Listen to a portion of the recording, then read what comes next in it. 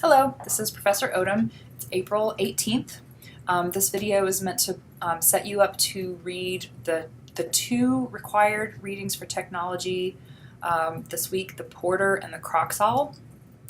Not sure how to pronounce that. I added in the Croxall after the last update of the schedule. I think his article is one that a student actually found in their bibliographic essay process last year. So I came across it again, and I thought that would be more useful to you, especially if you're going into teaching or are teaching, rather than the Wysocki et al. Assignment ideas. But you can still just skim the Wysocki et al. And see what they are suggesting for activities that are about technology, even though they're not like the current technologies that we think of as technology these days in the 21st century. And I also wanted to provoke that kind of thinking about technology with the image that I chose for this week in the weekly assignments folder. It's a picture of some writing with a pen and paper, and typewriters in the background. And every generation has some new technology that they have to grapple with. They can resist it, they can embrace it. They'll need to do something, and I'm thinking of technologies that aid writing or interfere with writing, or just change the way that people have to think about writing and therefore how teachers teach writing. So paper is a technology that has not been around forever. Same with writing implements. Paper was cost prohibitive for people to use for their own private purposes until fairly recently in human civilization. And so there are things that people can do because paper is so abundant, and they have been able to do since the period when paper has been so abundant, which was like 19th century, but even then it was something that, not everyone could afford bunches of like it is today. Reams of, I guess that's a better noun. So the abundance of cheap paper, easily obtainable writing implements, ones that you weren't going to like blot the ink, or you didn't have to make your own ink. Technologies that have updated the way that we can actually write with pen on paper. Those are new. Those were new for some people. Same thing, obviously, with the typewriter. And I do remember typewriters. I never used one in classes, but I can imagine some of you saying, like, you've grown up with computers all your life, you've never used a typewriter. I haven't, it's true. But my dad did write his thesis on it, and then he hand wrote his thesis, and my mom typed it up for him. Anyway, I'm sure writing teachers had some things to say about typewriters or word processors, as I see it more often referred to in like older composition scholarship, how that affected students' writing, like their writing process, and then what they produced outside of class. I haven't really read about typewriters' use in a composition class, because I just can't imagine that a writing class would have a bunch. Typewriters were so heavy; they were not portable, and so I don't know about like how writing teachers really incorporated or used typewriters in their classes before, but they had to acknowledge at some point that some students weren't going to handwrite anymore. They were going to write on a typewriter. And so what did a typewriter enable them to do as writers? How would the writing teacher need to respond to that? I also think it's interesting that with both of those technologies, writing or typing or printing on a page, in terms of what students produce and turn in, that really impacts what kind of revision or proofreading you're going to be able to do on that. And so it's probably not my idea, but I've just thought about it in terms of technology and the process movement. If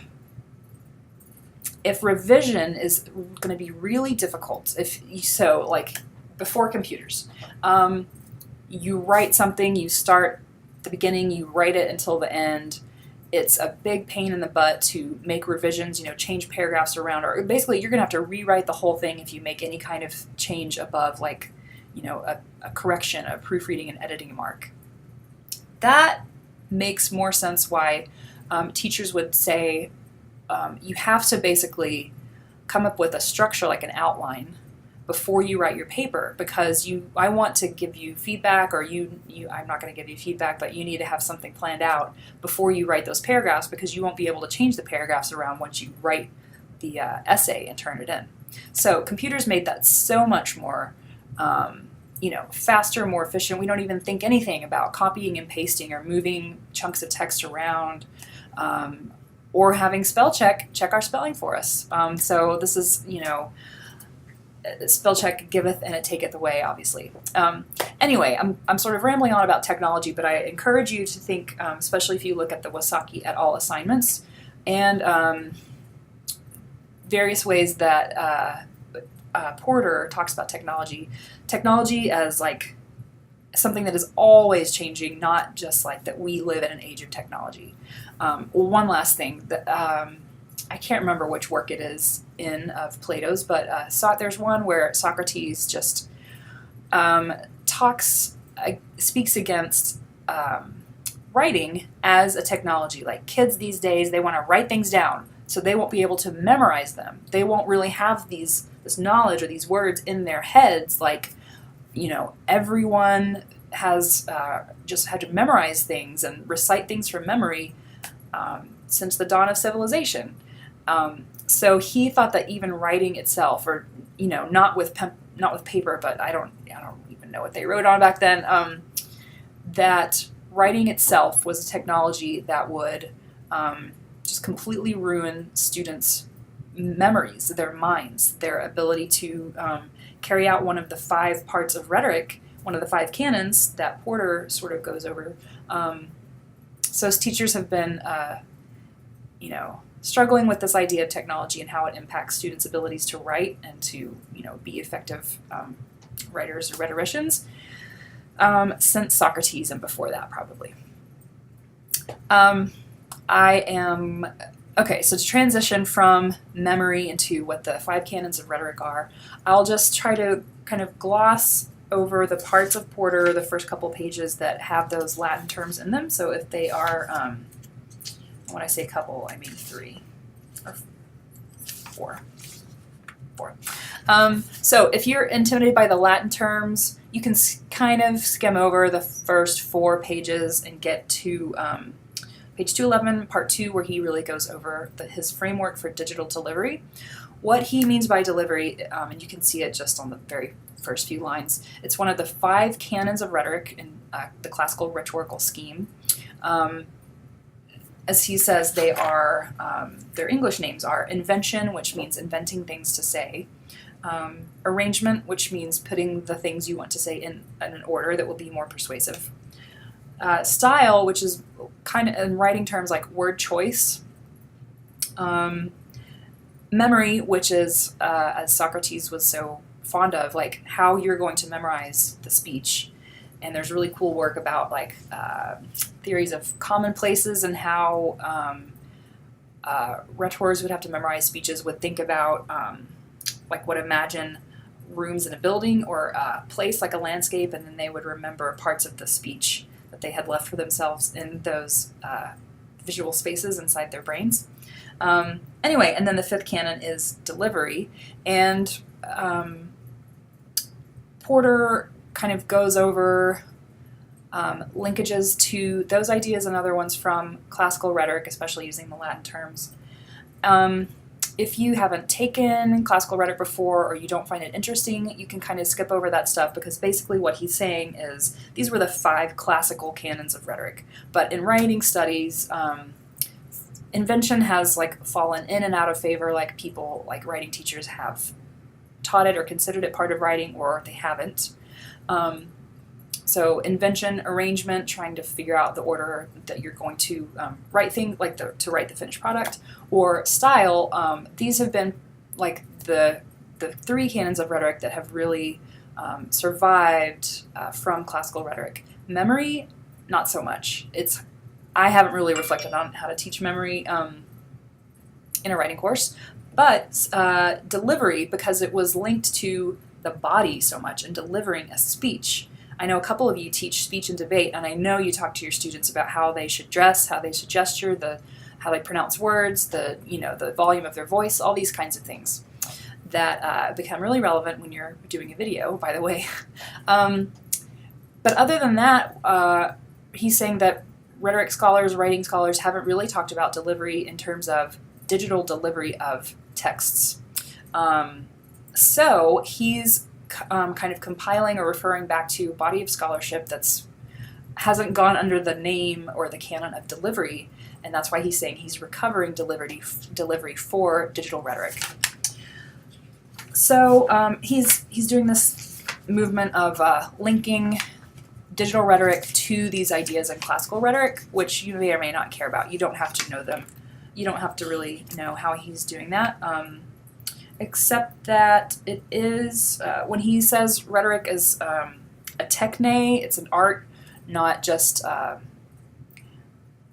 that it's an art, not a science. It's an art that can be applied to a certain end. So it's not just like mechanical repetition. It's not just learning, for example, HTML coding just for the sake of learning a language and being able to write websites. And it's also not just like, it's not learning something just for its own sake, like not art for art's sake, not like learning a technology just for the sake of learning it. It has a purpose to it. And he says at the end, actually, the purpose of rhetoric is, of course, to make people's lives better, which I was sort of surprised to find said that way at the end of this article. So, all that's to say, you can skip the first 4 pages or so if you want to. And then after that, it's a pretty clearly laid out survey of he's come up with these 5 ideas within delivery, different ways of thinking about all these topics that other computers and composition type scholars have written about, but he's grouping them in a new way that people hadn't thought about. So this is an award-winning article. I was at 4Cs a couple weeks ago and someone referred to it, and I was like, oh yeah, I teach that one too. I'm so glad that it's regarded as, it's like highly regarded now. So that's the Porter. Croxall, I think, is really easy to get through. It's basically like an example of something that happened in his class, and then best practices for teaching using technology as he sees it. And I think it's helpful. It's sort of related to the Fulkerson essay for avoiding modal confusion, which is like you have your texts and your assignments and what you assess and what you ask students to write like. But then if you kind of get your ends and your means mixed up, or don't think through making everything in your writing class theoretically consistent, at least in a way that you can explain it, then that will confuse students and maybe might be unfair to them. Okay, that's what I wanted to say about the readings. And I know you are turning in your bibliographic essays today, or most of you have by midnight.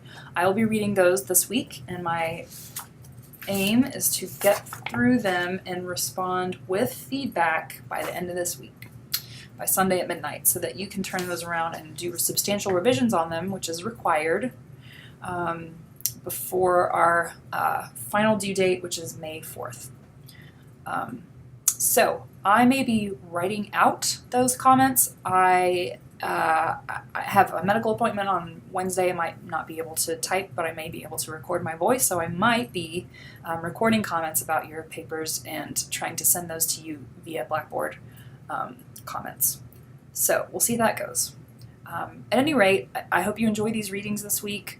Remember, you do have a reading quiz and you do have a discussion board post over them. All that is up now in Blackboard.